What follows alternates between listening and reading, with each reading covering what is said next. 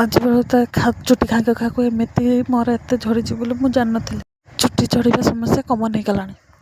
ଚୁଟି ଉପୁଡ଼ିବା ରୂପେ ଆଉ ଧଳା ହେଇପଡ଼ିଯିବା କମନ୍ ହେଇଗଲାଣି। ସାଙ୍ଗମାନେ ସାଙ୍ଗରେ ଏମିତି ହେଉଛି। ଫ୍ରେଶ୍ ମିନି ବ୍ଲଗ୍କୁ ସ୍ୱାଗତ କରୁଛି। କ'ଣ ଆପଣମାନେ ବି ଏହି ସମସ୍ୟାରେ ପୀଡ଼ିତ?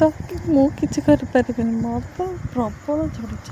ସକାଳୁ ସକାଳୁ ମୁଣ୍ଡ ଖାଇକି ତାପରେ ବ୍ରସ୍ କରିଦେଇଥିଲି। ତାପରେ ଯାଇଥିଲି ଚଉରାରେ ପାଣି ଚଢ଼େଇ ଦେଇଥିଲି। ଚଉରାରେ ପାଣି ଚଢ଼େଇ ଦେଇ ଘରକୁ ଫେରି ଆସିଥିଲି। ଆଜି ମଙ୍ଗଳବାର, ସେଥିପାଇଁ ମଙ୍ଗଳା ମନ୍ଦିର ଯାଇଥିଲି ଦର୍ଶନ ପାଇଁ। ଦର୍ଶନ ସାରି ଆସିକି ମୁଁ କଲରା ଆଳୁ କାଟିବା ପାଇଁ ବସି ଯାଇଥିଲି। ତାପରେ ମୁଁ ଲଞ୍ଚ ରେଡ଼ି କରିଦେଇଥିଲି। ଚାଲନ୍ତୁ ଦେଖେଇବି କ'ଣ କ'ଣ ରାନ୍ଧିଛି। ଭାତ ରାନ୍ଧିଛି। ଏବେ ତ ନୂଆ ନୂଆ ଆମ୍ବ ମିଳୁଛି, ଆମ୍ବ ପକେଇକି ଗୋଟେ ଭେଣ୍ଡି ଆଳୁ ବାଇଗଣର ବଢ଼ିଆ ମସ୍ତ ଝୋଳ ବନେଇଥିଲି। ତାପରେ ସଜନା ନାଡ଼ି ଆଉ ଝୋଳ କରିଥିଲି। ବାଇଗଣ ଭଜା ହେଇଥିଲା ଆଉ କୁନ୍ଦୁରି ଆଳୁ କଲରା ଭଜା ହେଇଥିଲା। ତାପରେ କିଚେନ୍ର ସବୁ ଜିନିଷ ପତ୍ର ଗୋଟେଇକି ତାପରେ ସମସ୍ତଙ୍କୁ ଖାଇବା ପାଇଁକି ଦେଇ ଦେଇଥିଲି।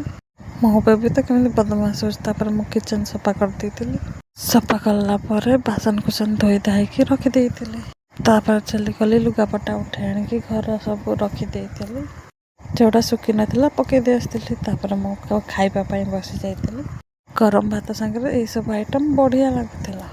ଖାଇ ପିଇ ସାରିଲା ପରେ ସବୁ ଧୁଆ ଧୋଇ ସରିଗଲା ପରେ ତାପରେ ସବୁ ଖରକା ପରକା ଚାଲିଥିଲା। ମୁଁ ଦେଖିଲି ମୋ ଚୁଟି କେତେ ଖସି ଯାଇଛି। ଏବେ ତ ଖାମକିବା ପାଇଁ ବି ଡର ଲାଗୁଛି। ଯେତେ ବି ପ୍ରଡ଼କ୍ଟ ୟୁଜ୍ କର ଜମାରୁ ଚୁଟି ଉପରେ ବନ୍ଦ ହେବନି। ତାପରେ ସନ୍ଧ୍ୟାବେଳେ ସନ୍ଧ୍ୟା ଦିଆ ହୋଇଯାଇଥିଲା। ତାପରେ ରାତି ପାଇଁ ରୋଷେଇ ହେଇଯାଇଥିଲା। କ'ଣ ଲଗେଇଲେ ଚୁଟି ଝଡ଼ିବନି କମେଣ୍ଟରେ ଜଣାଇବେ। ମୁଁ ତ ଜାଣିନି କିଛି। ମୋ ଭଳି କାହାର ଚୁଟି ସମସ୍ୟା ଅଛି ଜଣାଇବେ। ମୋ ଭିଡ଼ିଓରେ like, share, follow and subscribe କରିବା ପାଇଁ ଭୁଲିବେନି। ଦେଖା ହେବା ନେକ୍ସଟ ଭିଡ଼ିଓରେ। ଜୟ ଜଗନ୍ନାଥ।